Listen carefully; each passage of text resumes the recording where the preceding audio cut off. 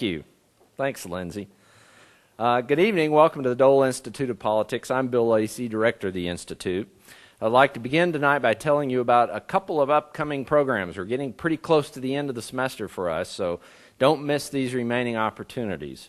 Monday night, Lieutenant General David Petraeus, who is currently the commanding officer of Fort Leavenworth and recently back from a major assignment in Iraq, will be speaking on observations on soldiering in Iraq.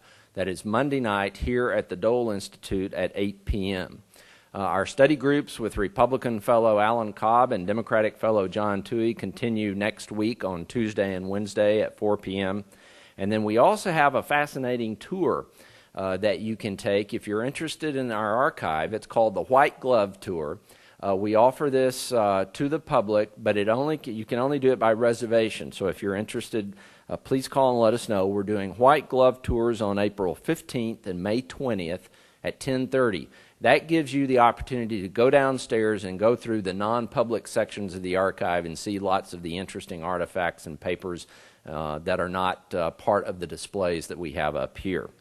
Let me say this about our Q&A for our guests tonight. We'll do Q&A tonight like we try to do at the Dole Institute. For every program, we will have two cordless microphones. If you would like to ask a question, please raise your hand. We'll recognize you, and someone will bring the microphone to you so that you can ask the question and everybody can hear it. And we had an experience at our Dole lecture on Monday night that happens occasionally. Someone chose to give a speech rather than ask a question, so we ask that you refrain from speech making once we give you the microphone. Tonight's a very exciting evening. We're proud of the programming we present here at the Dole Institute, and tonight we have the opportunity to introduce a newly endowed lecture. The Muncy Lecture on Journalism and Politics will feature national speakers exploring critical topics about the media and American politics consistent with the mission of the Dole Institute of Politics. The Muncy Lecture will join our three signature programs as a permanent fixture on our programming schedule. The Muncy Lecture has been endowed by Ms. Martha E. Betty Muncy, retired owner, publisher, and editor of the Dodge City Daily Globe. I would like to ask Ms. Muncy to be recognized. Ms. Muncy, if you would wave so we can thank you for your gift to the Institute.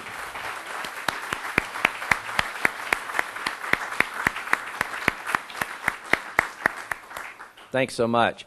I had the opportunity yesterday to spend several hours with Bob Dole, and he was very excited about tonight and about this inaugural lecture, and I know would be pleased that all of you came out. And he asked me to make sure, Ms. Muncy, that I said hello to you and thanked you on his behalf. So thanks and hello from Bob Dole. Associate Director Jonathan Earl is in no small part responsible for the success the Dole Institute has enjoyed. Now, John has been appointed the Ray Billington Visiting Professor for American History at Occidental College for the next academic year. While we are very proud of him, we'll have to make do without his savvy and acumen next year. We'll miss him. As tonight may well be his last speaking role at the Dole Institute for a few months, join me in giving him an especially warm welcome. Dr. John Earl.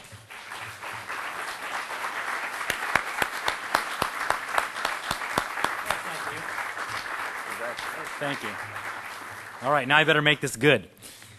I should mention before I even get started that there will be a book signing following tonight's lecture and Q&A, and you can purchase Ms. Eilperin's book, Fight Club Politics, right near the entrance to the Dole Institute, just across the Missouri River on the map of Kansas, on the floor of the Dole Institute.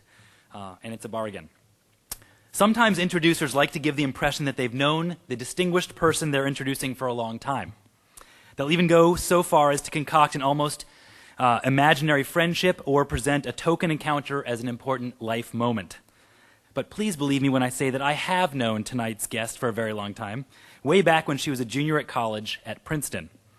That year was my first in the graduate history program, and I ignored my director of graduate studies advice and enrolled in a seminar about radicalism in Latin America, taught by a dynamic, young, and completely studly professor named Michael Jimenez. I miss him. He passed away a few years ago. It was cross-listed as an undergraduate class, and there were some pretty extraordinary undergraduates in it. including one young woman who's gone on to be a terrific young scholar of the history of Mexico at Duke University and tonight's speaker. Juliet Eilperin was something else back then in college. A journalistic whiz on the paper, the Daily Princetonian, a terrific student, a wonderful ambassador and anthropologist on Princeton undergraduate life for my wife Leslie and myself, and a joy to know.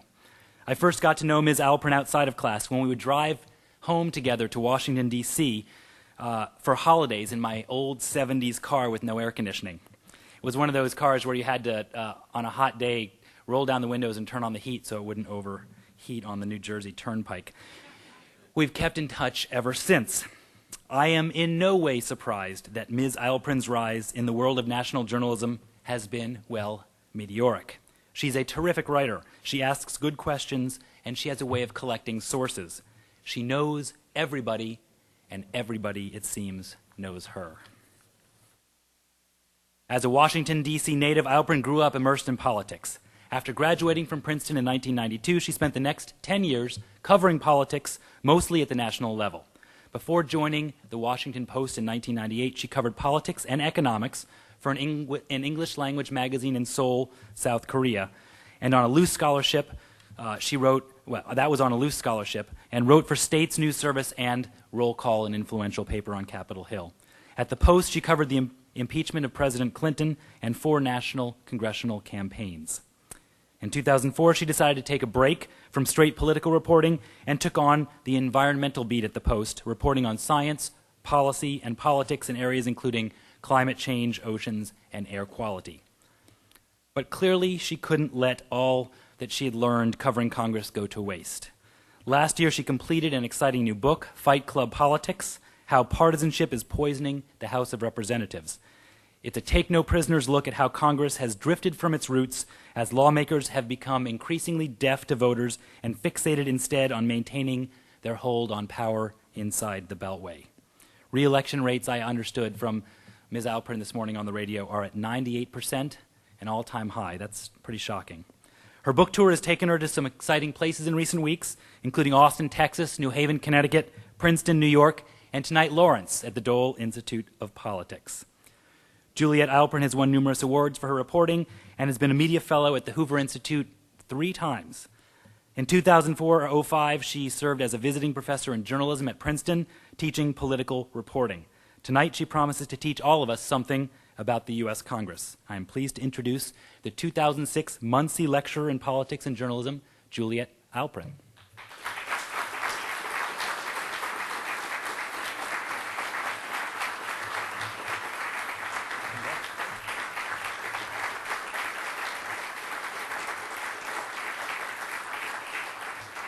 Thanks so much, very much. I'm very happy, and I want to just thank Betty Muncy, Bill Lacey, and Jonathan Earl for bringing me here to the University of Kansas. I've spent many hours grilling Bob Dole on Capitol Hill, and I've never made it to his home state, so I'm very pleased to be here. So first, I thought I'd tell you a little about how I learned about politics in kind of giving you a sense of my bias, and then I'll tell you what I've learned about covering Congress and how I think it applies to all of us. I learned about politics growing up in Washington, D.C. from 2 people, my maternal grandmother and my father. My grandmother, who I just lost a month ago at the age of 100, which I thought was far too soon, but, I can't ask for everything. She actually had taught me about kind of the dark side of politics. She grew up in Hungary, and when she was only 14, her father was forced into political exile by the fascists, because they didn't like some of the reforms he had made in Hungary's legal system. And ultimately, her father was allowed to return in 1920, but when he returned, as part of his amnesty, he had to agree to never participate in politics again. Luckily, that did not apply to his daughter, and so she told me that as a young woman and a young mother, she grew up debating politics in the beer halls of Budapest. She assured me it wasn't in the coffee houses. And so she taught me a lot of really the rights and responsibilities that come with growing up in a democracy, which is what I was allowed to do since she came to the United States in the 1950s. And she felt so passionately about this that one of my one of my strongest memories of her is in 1998. There was a very important election in New York, which is where she lived. It was the Senate race between Al D'Amato and Chuck Schumer. And my grandmother at this point was almost 93. Her older sister Ani was almost 95. And dutifully, my grandmother escorted her older sister to the polling place on the Upper East Side, and she went in and cast her ballot. And then Ani, I have to admit, at this point, reaching 95, was not quite as immersed in politics, maybe not quite as savvy about who to vote for in that race. And my grandmother insisted on escorting her into the ballot box and perhaps pulling the lever for her. I wasn't there. I can't really say what happened. But let me just tell you that my grandmother's candidate of choice won in 1998, and I learned what grassroots activism is all about. And so she taught me, first of all, about, the importance of voting and why that's important. My father helped author the Voting Rights Act in 1965. And he taught me, he's now a judge, and taught me a lot about the importance of the political process and participation and how everyone has a right to vote and have a say in our political system.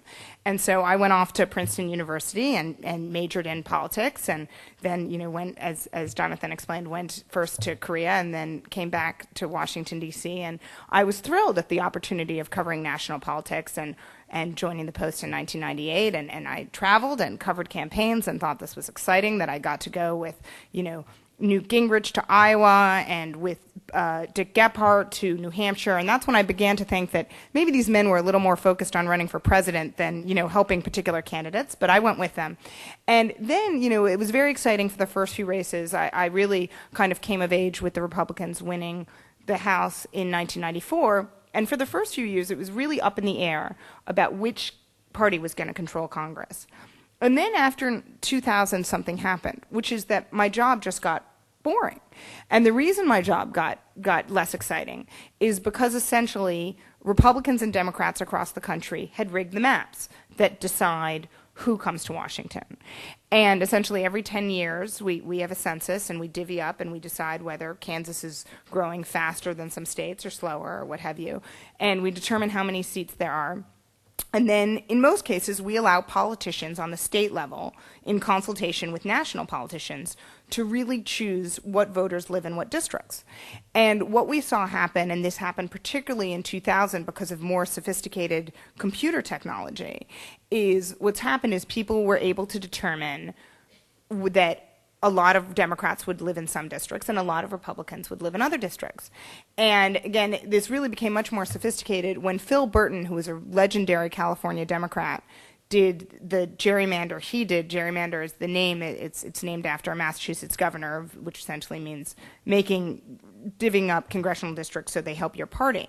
When Phil Burton did this gerrymander in 1980, he sent out his aide and he said, "This is what I want you to do. I want you to drive around, and when you see Chevys, you're in Democrat country. Those are middle-class Democrats. When you start seeing Buicks, you've moved into Republican territory. We don't want those districts. And when you get back to seeing Saabs and Volvos parked out front, those are rich Democrats, and we want them." And literally, that was his method for figuring out the lines for California in 1980.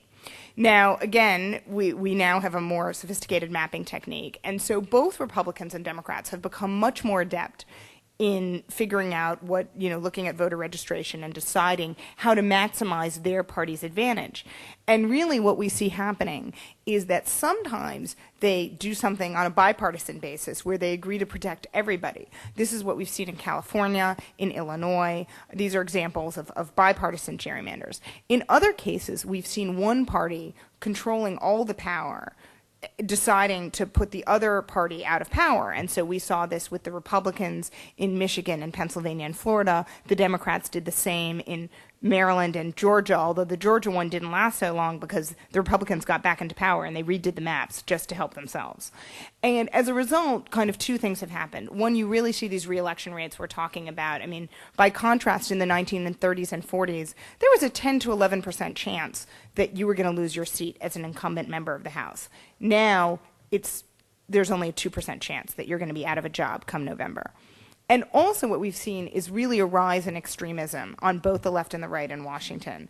What's happened is that essentially because people come from these majority Republican or majority Democratic districts, what they do is both they need to really appeal to the political base of one party, and so they tend to be, again, on the left or the right. And then also, when they come home to talk to their voters, they're really hearing one message over and over again. And so they live in a kind of echo chamber which really justifies all their political biases that they might have had coming to office. And essentially what I'm arguing in my book is that this has been a real problem, and it's really undermined the kind of good government that I think people expect out of their members of Congress, because they have very little incentive to work with one another, and they have very little incentive to listen to what Americans as a whole want, because all they really care is satisfying the Democrats or Republicans who live in their districts. And so this is what I've seen over time. In addition, another interesting thing has happened, and again, as someone who grew up in D.C., I have a slightly longer perspective despite my youth, and that is that, again, when I was growing up in Washington, 2/3 of the members of Congress lived in Washington. And what did that mean? That meant that their kids went to school together, were in the Cub Scouts together, that they would sometimes have dinner after work together. Now, only 1/5 of members of Congress live in Washington. And that really has eroded the social fabric of Washington, and it's increased this demonization. I mean, one of the things I find really interesting is, as a reporter who tries to be as balanced as possible, I know a ton of Republicans and a ton of Democrats. If I didn't know all those people, I wouldn't be doing my job. But they don't know each other. And when I asked them, for example, I said, some of the words you would use to describe the other side, they use words like whiners, control freak, and fruitcake to describe members of the other party. And I think that gives you a sense of the real political polarization we're having in Washington. And I think we're seeing this borne out by the fact that at this point, about 30% of Americans approve of what Congress is doing. That's very similar to the numbers that we saw in 1994 before the Democrats lost power. And one thing I also want to emphasize in this book is that while obviously I'm focused a lot on Republican control because that's what's happened since 1994, one thing I try to point out is Democrats pioneered some of these repressive tactics that have fostered extremism on Capitol Hill.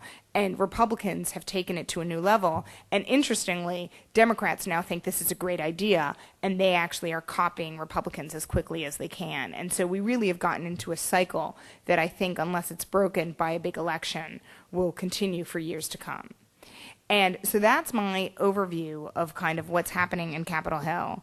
And I'm happy to take questions. I'm also happy to talk a lot more. I can also talk about the environment because that's something I look at as well.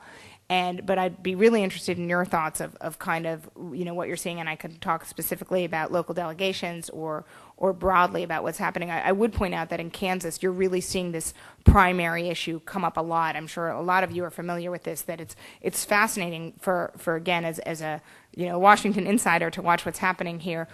Often when we talk about what's happening, we talk about the fact that there are these Republican primaries where the moderates and the conservatives are at odds. And really that's becoming a huge battle, which is kind of the only reason it gives Democrats a chance to win. And I would point out that in the entire state, there's only one competitive race that we're looking at this year, which is Dennis Moore, who obviously is from around here. And, but I would still, if I had to lay money on it, I would say that he's going to be reelected. He's had a lot of tough elections, and he's become pretty astute about reflecting the district. And I think, again, it's really fascinating when you think of a state of this size having just one race in competition, and even that race isn't as intense as it's been in recent years. So with that, I'd love to open it up for questions and hear what you all are thinking about. Oh, okay. Can we get the mics? Sorry, I don't know if they're here yet. Bill will help out right here. How do you raise their hand? Exactly. This gentleman started. Hi. I read a lot and hear a lot about Republicans in Washington talking about their goal of creating a permanent majority. Absolutely, sure. I find that very frightening because when I think of a permanent majority, that doesn't sound like a democracy to me. Right. That sounds like something very different. Do you think that is where we're headed, or is something Right. going to change? I mean, again, I'm an optimist, and I also don't want people to come away being too depressed. So I can also talk about some of the things I do to talk about how we could change the system as it is, and I could elaborate on that. I mean, they certainly are interested in that. You know, they're interested in the idea of staying in power in the same way the Democrats were quite comfortable staying in power for 40 years. And I can tell you, for several years after the Democrats lost, they didn't quite mentally adjust to the fact that they weren't in power. And I think one of the interesting things that happened is that the Republicans have now become so comfortable with power, they've become increasingly invested in preserving it. One of the reasons Tom DeLay stayed popular, even while these ethics concerns were being raised, is that he engineered a remapping of Texas that in 2003 that ultimately produced a 5-seat gain. I talked to a moderate from Middle America, who I won't name, but I talked to this moderate Republican right before the election. Tom DeLay had been chastised 3 times by the House Ethics Committee for trespasses. And I said to him, do you think that people are going to have a problem with Tom DeLay when this is all said and done, given what's happened? And he said to me, Juliet, if we win 5 seats in Texas because of what Tom DeLay's done, everybody in the Republican conference will be grateful to him, and he's not going to have a problem. And he really only had a problem after he was indicted in Texas. And under Republican conference rules, he had to step aside, and he really lost his power when that happened. But in answer to your question, you know, again, do I think the map at this point is favored? You know, does it favor the GOP? It absolutely does, and for a number of reasons, including the fact that they were better at getting control on the state level for drawing the maps. However, do they have a permanent lock on the majority? Absolutely not, particularly with, you know, Bush's approval numbers going down, and you know, and again, I think a lot of concern within the Republican conference about where they're headed. But I mean, absolutely. I mean, those men and women, they're there to be in power, and particularly because in the House, unlike the Senate, where, you know, Bob Dole, both, you know, there were times when he was the majority, you know, when he was the leader of the Senate, and there were times when he was in the minority, but he still had a huge amount of influence. Whereas if you were in the minority of the House, particularly under the regime the way it's being done now, you're so inconsequential that, frankly, you're very invested in winning, because that's really the only way you're going to be able to push policies that matter to you and your constituents. Right before the Kansas 2004 Republican primary, there was talk of moving to an open primary, and that was primarily related to the Kansas 3 race. Sure. What is your perception on an open primary? Will it help bipartisanship? Will it hurt bipartisanship? Right. I think it would absolutely help bipartisanship, essentially, and this is something that people like John McCain have advocated, but, you know, in which they tried in California, but was ultimately thrown out. I think the feeling of, the theory behind open primaries, which I think we show, you know, is true in many ways, is that when you attract voters, when you allow voters from either party to participate in a primary, it again moves the politics to the center, because you're having that other party have an input. And so it's not as much all about capturing your base, but appealing to the widest array possible. Again, this is something it's very hard to do, because while there's some centrists who support it, I mean, one of the things I talk about is how the center has collapsed in American policy. Really, centrists are the minority on Capitol Hill at this point, and in many of these state legislatures and in state parties. And so I think it's a very hard sell to the politicians in power to get them to move to an open primary where they're so used to a system that plays to their advantage.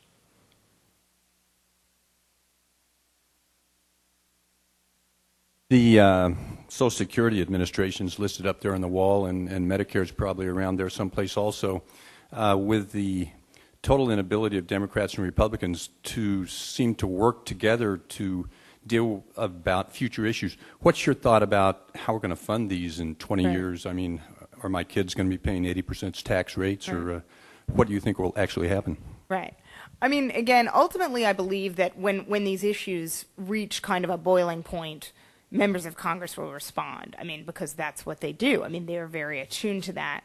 However, I think part of the problem is, do they wait so long that it becomes far more costly to solve these problems? I mean, I think this is what we see, and people talk about this, whether it's climate change, Social Security, or Medicare. You know, again, one of the things I cover in my book is the big Medicare prescription drug vote, which entailed 2 hours and 51 minutes of arm twisting before the Republicans could narrowly pass their proposal. And again, while I believe that the majority party should have an agenda, I think the problem when you pass things on such party lines is that you don't have the same political constituency for them and same support, and it becomes just incredibly difficult to solve hard problems. I mean, politicians don't like to solve hard problems anyway, and when you have a system where you're essentially cutting half the American public out of the equation, it becomes even more difficult to solve it. And so, ultimately, do I think, at this point there are a lot of debates about that. Social Security isn't going bankrupt tomorrow. Eventually it's going to have real problems, and we're going to have to deal with it. And I think part of the problem is that that these members of Congress are not as focused on what their constituents really need, partially because they're just getting such slanted messages in their home districts. I caught a little bit of your interview today on the radio. Excellent. And you said that approximately now there are more people in the Senate that had been in the House. Absolutely. Could you tell us a little insight about what that would mean for politics in the Senate? Absolutely. So one of the issues, and this comes up a lot, is, again, I focus on political polarization in the House, but one thing people say to me is, well, things have gotten worse in the Senate too. Why is that? And one of my easy answer to it is blame it all on the House, which is that there are more House members in the Senate than in any time in history, in the entire chamber's history. And again, when you look at, some of the people who have left in recent years, like Bob Dole and Tom Daschle, who was recently just here, and then you look at who are some of the people who have come in, whether it's Sam Brownback on the Republican side, Tom Coburn from Oklahoma, another Republican, or Barbara Boxer, a liberal from California, or Chuck Schumer, a liberal from New York. I think what you'll find is that the people who are coming over to the Senate are more ideological than their predecessors. I mean, Brownback talked to me about that he felt like he represented a break from Bob Dole and Nancy Kassebaum, and I think everyone would agree with that. And so I think what's happened is you've had a lot of the same tactics that were championed in the House have now come over to the Senate in a way that they didn't exist. There used to be more of a distinction between the Senate and the House. I still think there is some. I still think senators take a broader view of what's going on. But I absolutely think, you see some of this huge partisanship cropping up in the Senate in a way it didn't exist, a few decades ago. Not all states redistrict by the political method. What is the hope of that going by the way? Sure. Well, so the proposal that I outline at the end, there are a few different states that use particularly bipartisan commissions. Iowa is one people hear a lot about. The one I actually focus on, I mention Iowa, but I also focus on New Jersey. New Jersey has a bipartisan commission. It's an equal number of Republicans and Democrats, and they have an independent tiebreaker who happens to be a political scientist. That's how they do it from one of the two major universities in New Jersey. And they come together, and what happens is both sides have an incentive to draw fair maps because they need to please the independent tiebreaker. And I accept that model, but I would do a couple things differently, because what we saw in 2000, again showing you how incumbents like to protect themselves, is the Republicans and Democrats in New Jersey decided, you know what, we kind of have the best deal we're going to get the way it is, so we're going to protect our most vulnerable members. And they ganged up and they outvoted the guy in the middle, because if you have enough people on both sides colluding together, well, the tiebreaker doesn't have enough power. So what I propose, and this is modeled on a state constitutional amendment, which is circulating at this point in legal circles, is that you would have the same kind of commission. You'd give the tiebreaker more votes than anyone else combined. So you're putting a lot of trust in that person, but I think that's the best way to do it. And then what you would do is you'd establish some universal standards. Things like the map should roughly reflect the political balance of the state. If you're in a red state, you should have more Republican districts. If you're in a blue state, you should have more Democratic districts. They should be geographically compact so that people can gather together and have an input on their member, and that the lawmakers don't have to spend all their time traveling huge distances so they can actually see their constituents, that it complies with the Voting Rights Act, a few other measures. And I think if you kind of established standards that people could agree on and then coupled it with that kind of impartial system, I think that would produce fairer maps than what we have right now.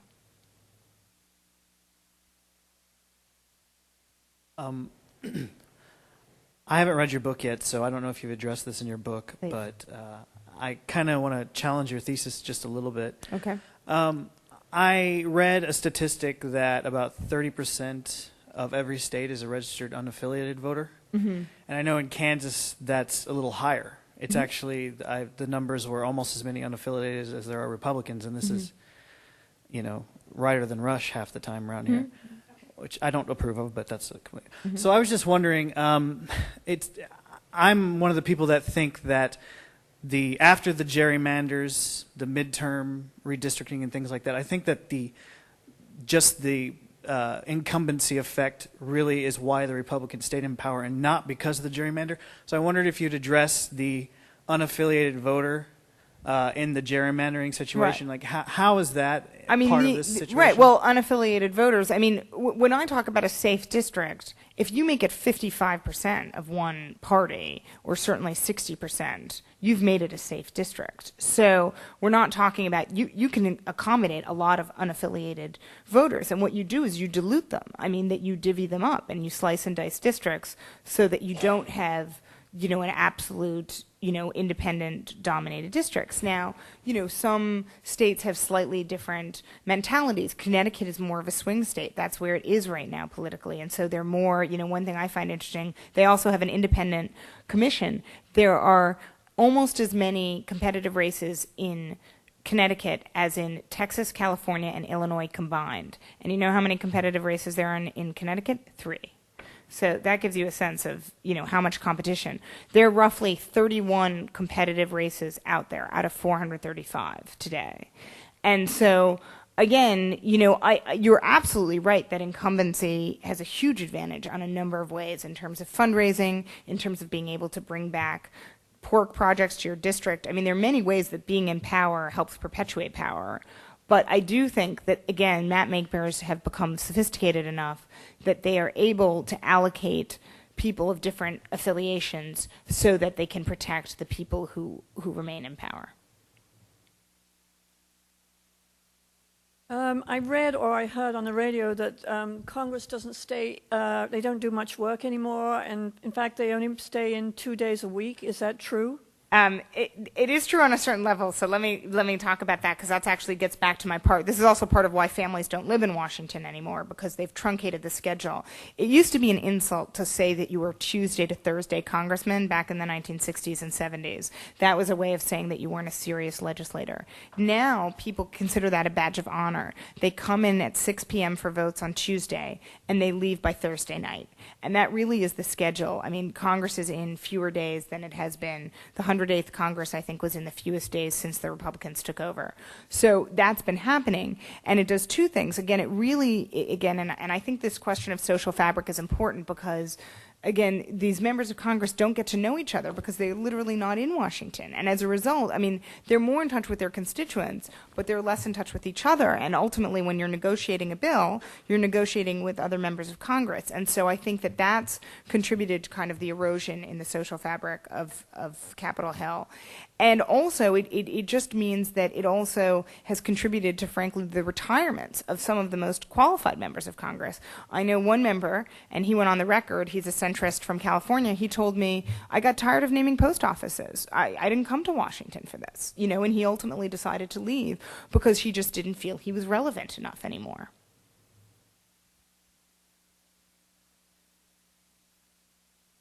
Do you think that both sides of the Hill have a deaf ear to their constituents? Again, I would say they have a deaf ear to the American public as a whole. I think some of them are very attuned to their constituents. Some of them aren't. Some of them, are less engaged. But I think what's happening is they really are only hearing from one side. Again, a really interesting story some Republicans told me is that there's a movement within the Republican Party to reach out more to African Americans. And so, for example, Ed Gillespie, who chaired the Republican National Committee, who sat down with me, he used to work for Dick Armey on the Hill, and he said, I'd give these speeches, and I would say, we're the party of Lincoln, and there's no reason why we can't reach out to African Americans. We need to do more. They're registering independent more often. They're starting small businesses. And he said that senators, he'd give a speech to a mix of House members and senators. Senators would come up to him and say, what can we do to help? And House members would literally walk away because they don't have African Americans in their districts. So it's just not an issue for them.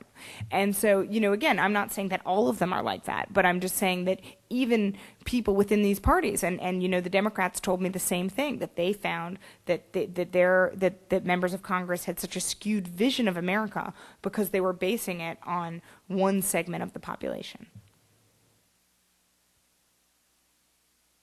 Your opinion, would term limits enhance or detract? This has come up a lot. I'm not a huge fan of term limits for a few reasons. We've seen it, for example, on committee chairmen. They've done this. The Republicans brought this in, and again, Dick Armey from Texas, the former majority leader, told me he now regrets this move because what's happened is members of you know, they get a committee and they have 6 years to do something. And so they're getting up to speed for the first 2 years, and then they have 2 years where they're actually effective, and then they have 2 years when they're lame duck. And often they're being pursued to be lobbyists. Industry is coming to them and knowing that they're going to give up. And we just saw two really powerful chairmen just announce their retirements in recent months. Bill Thomas, a Republican from California in charge of the Ways and Means Committee, and Sherry Boehlert, a Republican from New York who chairs the Science Committee. So I definitely think it hasn't worked on that level because they've also made those term limits too short. Whether you could do something like a 12-year term limit, I guess, you know, there are a lot of places where it's an 8-year term limit. You know, there's a possibility for it, but again, I would rather change the system so voters had more of an input than putting an artificial deadline on these things. I think it's tough. I don't know quite where you split the difference because someone like John Dingell has been in office for 50 years, and you know, there are a lot of people who might say, you know, that after 50 years you might want someone else in that seat, but I don't know quite how you do it without losing the good people and empowering lobbyists on the outside.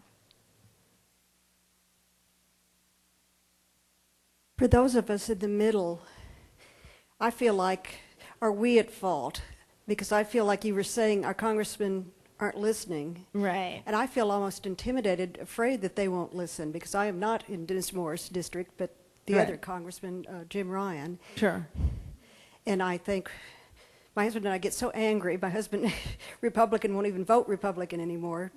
Interesting. Because of that. And neither one of us has written, either of our senators or our U.S. representative. Right. Well, I'm always in favor of people communicating with their elected representatives. One thing that I try very hard because, again, I know these people. You know, for example, I still think members of Congress work hard. I mean, I think they work in different ways because they're shuttling back and forth between their districts. In the same way, members of Congress want to hear, particularly from people in their state. They don't like it when they get a mass-generated letter, an email, you know, from someone outside their district. They know that those are manufactured. But they would want to hear from someone like you. Now, granted, again, you live in, it happens to be an extremely safe Republican district. That district is not in play, and so, you know, at that, you know, therefore, your member of Congress is going to have less concerns about someone having an issue with his or her vote. So it's a tough question, but I'm not a cynic at the end of the day, and I think that people need to stay engaged in politics and demand more of their members. One thing I thought was very interesting is that a friend of mine who's a historian in Washington, at the very end when I was finishing up my book, he gave me letters from the first Congresses, and I started reading them, and I loved it. There was a wonderful one about talking about how people have such high hopes for Congress when in the late 1700s it, you know, began, and how we have to ask a lot of our imperfect representatives, and that's what I think we have to do. These people are imperfect, but they're the best we've got, so we need to ask more of them. I'm interested in your thoughts about campaign finance reform. Right. Would it help? Yeah, it's a very tough issue, and frankly, members of Congress hate the fundraising. And for example, when you look at someone like Sherry Boehlert, who just announced his retirement, he's a moderate Republican from Cooperstown, and he told me, you know, I'm not a dialing for dollars person, and I got tired of doing it. So, you know, the problem is that the Supreme Court has ruled that money essentially equals speech, and that to put extreme limits on money, you know, is a problem. I think we're, you know, again, they took a crack at it. It was very hard to do the bill that they did, you know, in the 90s, and I think the issue is, you know, clearly there's still problems with it because, again, this gets back to this issue of polarization. The Democrats overwhelmingly get their money from people on one end of the spectrum, such as trial lawyers and unions. The Republicans get the majority of their money from people on the other end of the spectrum, who are, corporate interests and things like that. I mean, that's just who gives them money. And, again, I'm not saying that everyone's corrupt because I don't believe that, but ultimately, when you're casting a vote, if you're going to lose all the money, from the unions, that's something serious. I mean, that's something you factor in, or, vice versa, if you're going to lose the money from the entire utilities industry. So, it's something that I think people are still working on, and part of the problem is, again, it's one of these hard problems like Social Security and Medicare. People take a crack at it and they don't want to look at it for another 20 years. I mean, that's kind of what happens a lot of the time.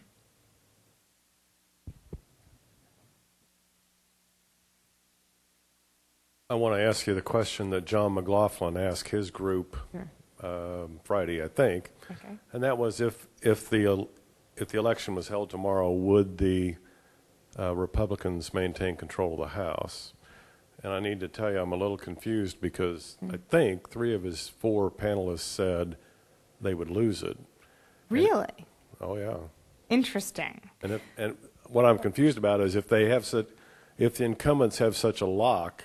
Yeah. Why would they have said that? Okay. Well, it's not an ideal world for Republicans right now. I mean, that's just a fact. I mean, when you look at, again, the president's numbers and you look at what's been happening and the indictment of Tom DeLay and of Duke Cunningham, I mean, there hasn't been much good news out of Washington lately for the GOP. That said, I mean, I have to say, that one of my colleagues at the Washington Post just had a front page story saying that the Republicans would likely maintain control. And again, if you absolutely made me say what I think would happen, I would say that they could pick up as many as a dozen seats, but they need 15 to win. And so that it really could be that. I mean, it really could be a matter of a handful of seats, and so therefore it could go either way. But, things are better for them than they even were a month ago, 6 weeks ago. But do I think they've got enough of a wave that they're going to be able to convert some of the toughest districts, into Democratic districts? I think that's tough. And that's also counting on, frankly, 11, when I talk about that, 31, about something like 11 of those tough races are Democratic races. I think it's possible that not a single Democratic seat will change hands. I actually am more comfortable saying that. But even if you have all that, you still need to knock off, again, 15 Republicans, and that's a tall order. So, it absolutely can happen. There's no question about it. But, even again, Rahm Emanuel, who chairs the Democratic Congressional Campaign Committee, he always uses this term, we're picking the lock.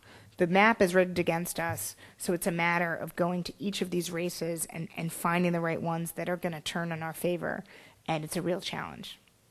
I don't want to hog the microphone, but I also wanted to ask you, how has all this affected press relations? I mean, are they anxious to talk to you now? Right. What are press relations like under this new environment? That's an interesting question. Yeah, I think people are, that's a very good question, which I hadn't thought about. I think people are a little more open. Again, I've spent so long on Capitol Hill that I have good relations with people, so they talk to me a great deal. But I think you've seen more on the record quotes, members, particularly Republicans, willing to be on the record in a way that maybe before they would insist that it would be anonymous. And, I had a fascinating conversation with Mark Souder, a Republican conservative from Indiana the other day, and he was just railing against Bush. He talked about how every member of Congress is now running on his or her own because they just can't rely on the president anymore, and they don't have the leadership with Tom DeLay leaving. I talked to him right after DeLay announced his retirement, and so we were talking, and he said, Bush came to South Bend, and he told us to suck it up, and he has his last election behind him, and I don't, and it's really easy for him to say that. And I said, Congressman, did the president of the United States use the term "suck it up"? And he said, well, no, I'm paraphrasing that, so don't run that, And I thought, thank God, I don't want to run a correction about this.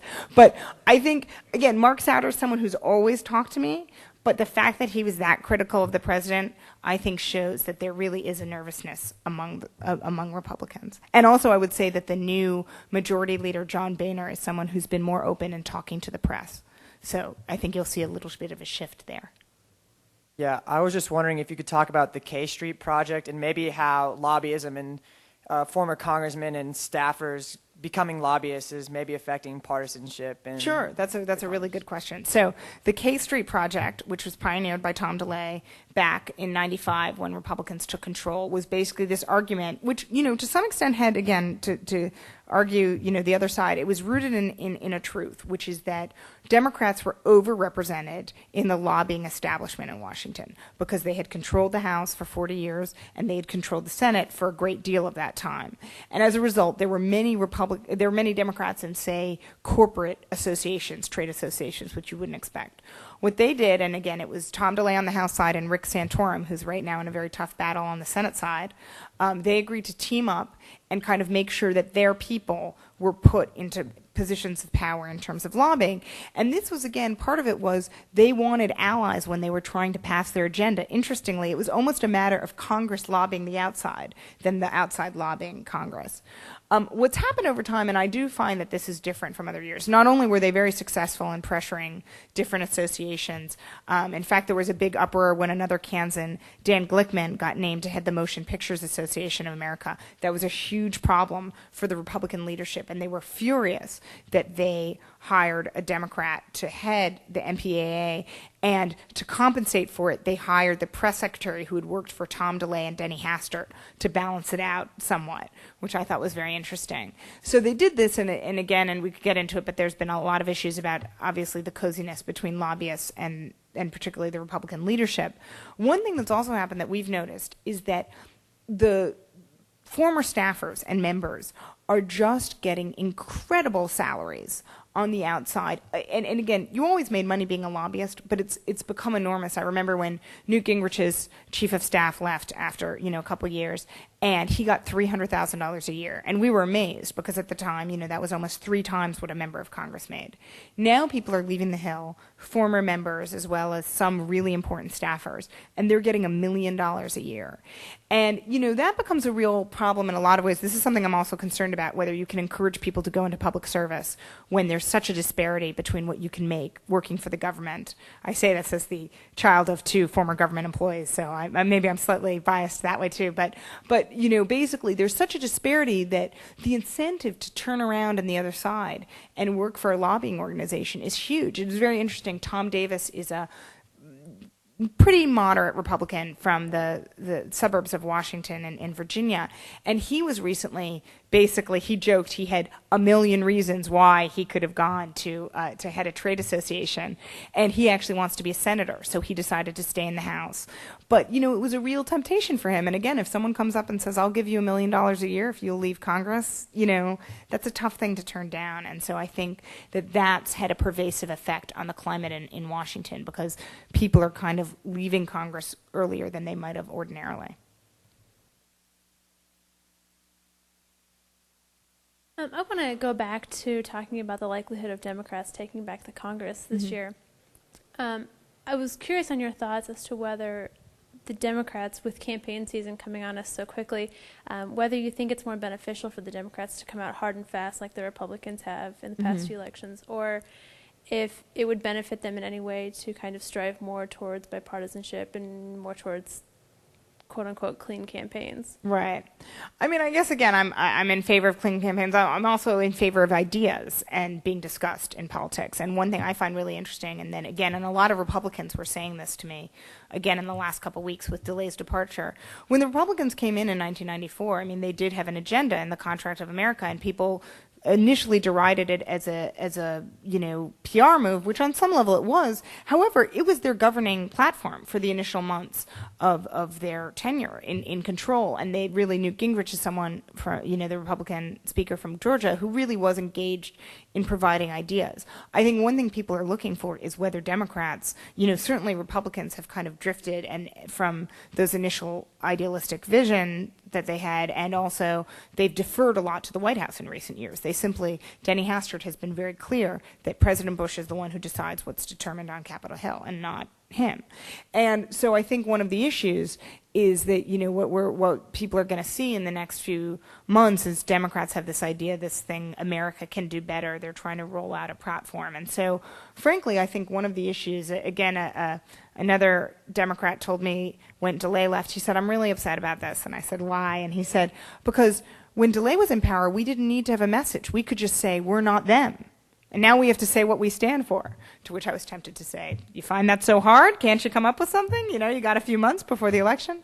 But, you know, I think that that's really going to be the true test. There's no question they're not going to be bipartisan in the next few months. They have no incentive to be bipartisan, both because they think they have a real shot at gaining control, and also because the Republicans have shut them out of the legislative process, which is something else I get into, how, you know, they reject all their amendments. You know, there's really very little that you can do to be a Democrat and make a mark. So, but I think the real question is, how much do they articulate to the American people what they would do if they actually got control of the House again? I have an environmental question. Please. I would like to know how the legislatures are leaning toward preserving some of the land, for instance, in Alaska, where there's going to be drilling for oil, right, in pristine virgin lands and such. Sure. And the other is about what they are doing to address the pollution problems that we're having with in rivers and our waterways. Right. Okay, so the first question is the Arctic National Wildlife Refuge, which is a perennial thing. I had to write so many stories about this, particularly it was right before Christmas this year when they had another vote on drilling in the Arctic Refuge. And Ted Stevens, the senior senator for Alaska, threatened to ruin everyone's Christmas vacation by keeping them there until they agreed to drill.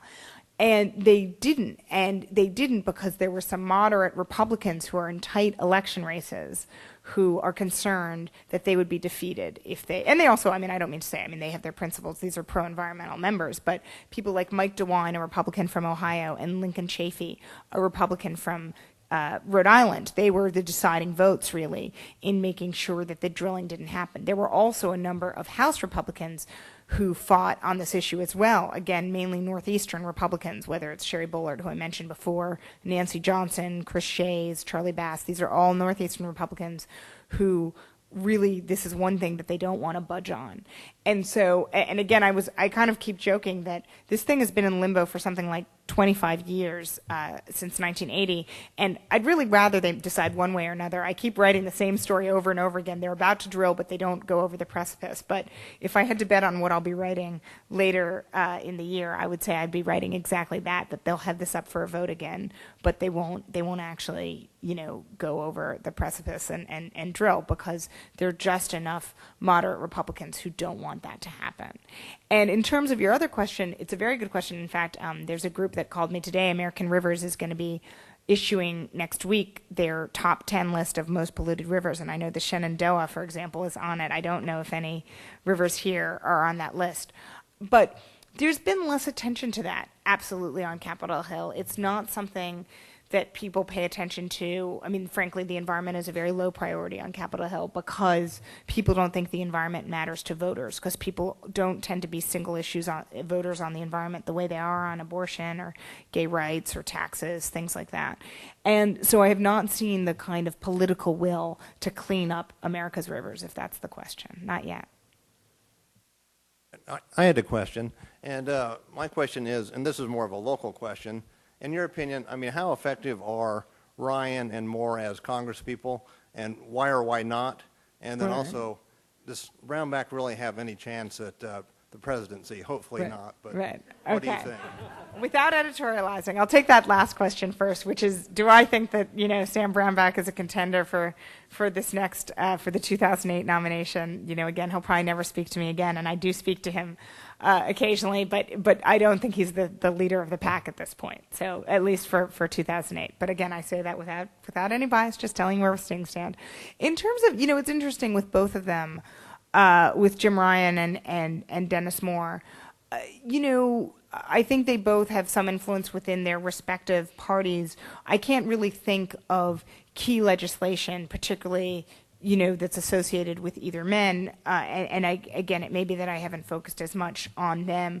I think that Moore often has some influence because he's such a swing vote. And so in that capacity, on trade deals, for example, he's cast a lot of votes that have angered his party, but he's managed to, again, have influence because he's someone who sometimes works with the majority. In terms of Jim Ryan, he's just a straight Republican voter, and so I think that again he's well liked within the Republican conference for doing that.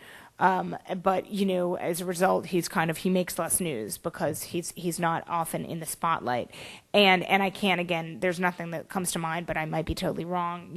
I can't think of the landmark legislation that he's done. I think part of that, again, just to be honest, is that the leadership is so influential at this point that a lot of rank and file Republicans don't have as much of an impact on legislation as they might have a few years ago, because the leadership insists on doing things from the top down, since even committee chairs tell me that, and Jim Ryan is obviously far away from being a committee chairman.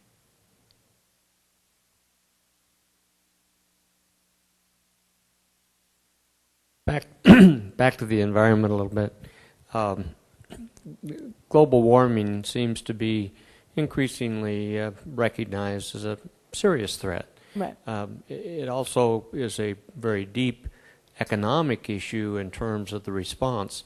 What scenario can you envision wherein this country would have the political will to make the kind of economic changes that would at least stop the growth of greenhouse gases and perhaps even start the decline? Right. Well, what I would say, and this is something that I don't think particularly endears me to, say, grassroots activists or some of my environmental activist sources, but what I would say is that I think it's really going to come from business. I think what you're ultimately going to see is that a lot of the utilities industry are going to say, we are already having to comply with stricter rules in Europe and in Asia because of the Kyoto Agreement, which was recently came into effect, even though it was signed in several years ago, and that they want some kind of regulatory certainty, because inevitably we're going to have to deal with this problem. I mean, there's just no question.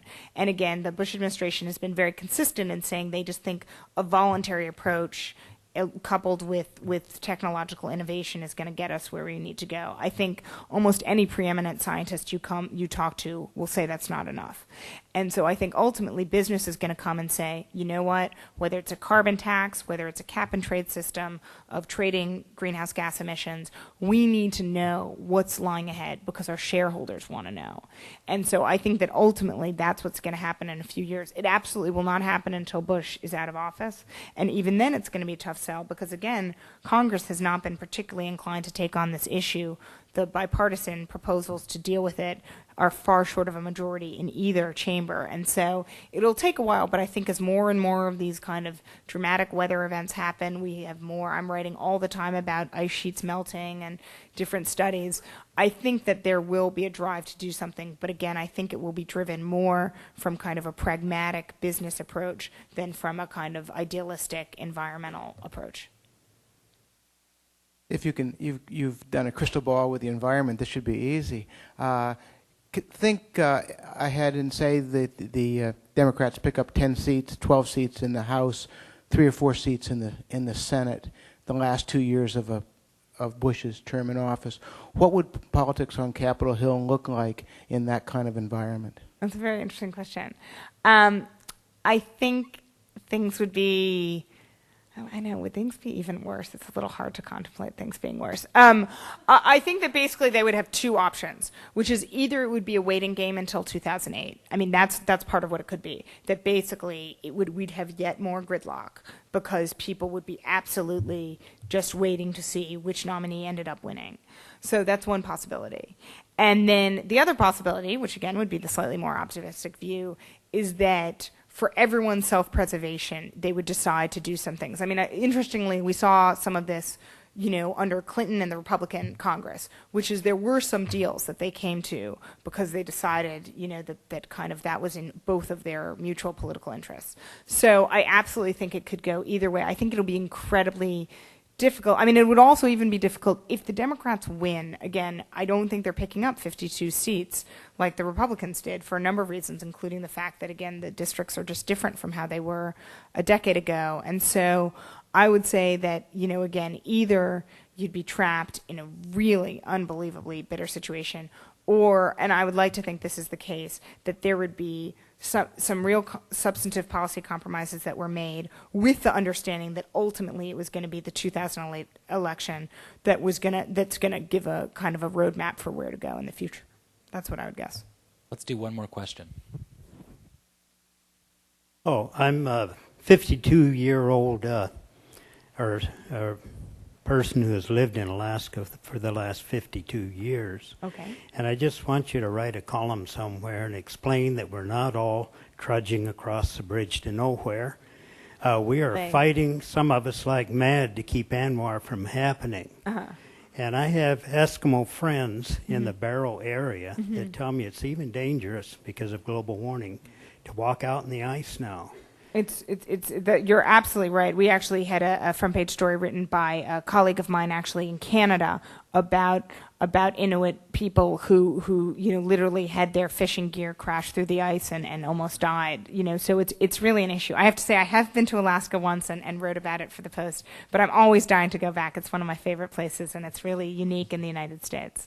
Right, and to us it's so obvious that the global warming is happening. We wonder if back east they even have an idea what's going on. We're catching California tuna fish in the Bering Sea now. It's really, it's fascinating, and I mean, I think a lot of people, they use the image of the canary in the coal mine. I think there's just no question. And again, I've spent time in the Arctic up in Canada as well, and I feel like people feel like they're seeing it there, and it's hard. Again, we have a great global communication system, but you really need to kind of see it firsthand to realize how it's really changing people's lives, and so that's part of what I think my job is.